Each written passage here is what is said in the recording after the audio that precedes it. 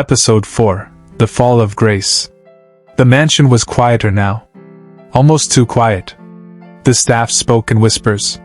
Doors were opened more cautiously. And Madame Grace, once a storm, had become a gathering cloud, still and heavy, ready to burst. Elena moved with precision.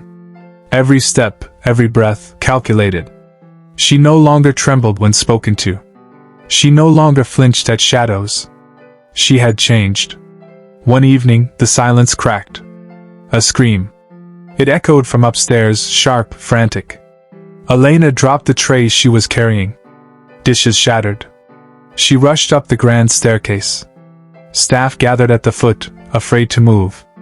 Madame Grace's room was in chaos. Drawers flung open. Clothes scattered.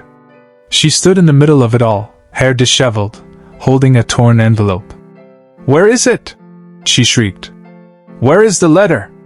Mr. Daniel appeared behind Elena, his tie loose, brows furrowed. "Grace, what's going on?" She turned slowly, her chest rising and falling with rage. "That girl. She's been reading your letters. She's been going through your things." Elena stepped back, stunned. "I would never."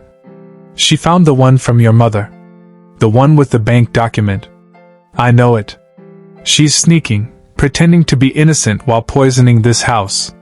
Daniel turned to Elena. "Did you take anything from this room?"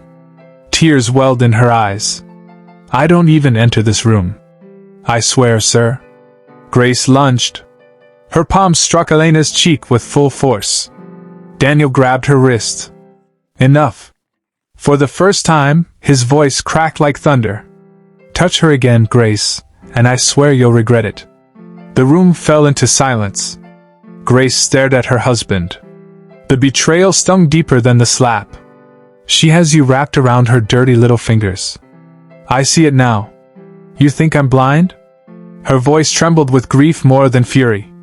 "She's taken everything from me, my home, my peace, my husband." "She didn't take me," Daniel said. "You lost me." The next morning, Madame Grace was gone. Her wardrobe was cleared, her perfume gone from the halls.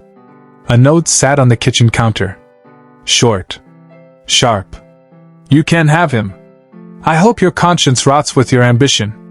The staff were stunned. The house felt colder, larger. Some whispered that Grace had gone to her sister's estate. Others said she went to a lawyer. Daniel didn't speak of it. He avoided Elena for days. Until one evening, she found him in the garden. The same garden they once rebuilt together. "Sir," she said gently, "I didn't mean for any of this to happen." He didn't look at her. "It's not your fault," he said. "Grace and we were over long before you arrived. You just exposed what we were pretending not to see."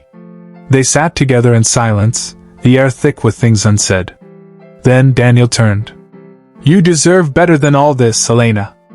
You deserve to live, not survive." She looked at him. "I don't know how to do that. I've only ever known how to endure." He smiled faintly. "Then let me show you."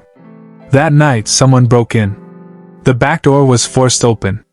The alarm didn't go off. Elena was alone in the hallway when she heard a crash. She crept forward barefoot, heart pounding. From the shadows, a figure emerged. Hooded. Dark. They moved fast. Elena screamed. The intruder grabbed her arm. She kicked, clawed, then Daniel tackled the man to the ground. Security arrived minutes later. The man was a former gardener, fired months ago for stealing. In his pocket, a photograph of Elena.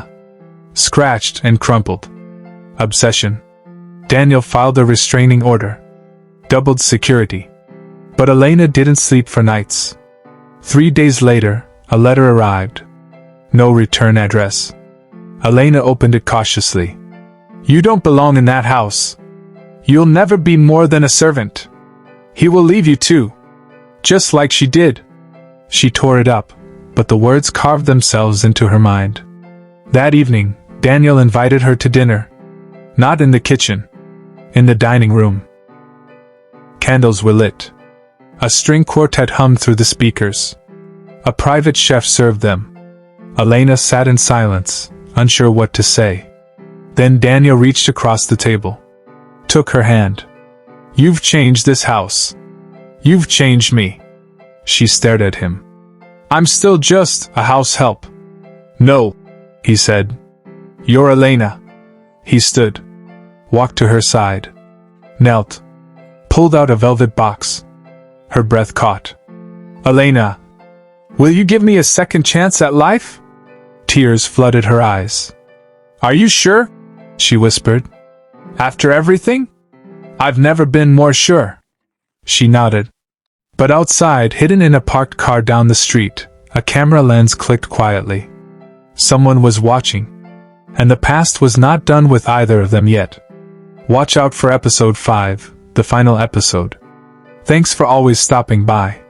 SoulThread by Chris appreciates you.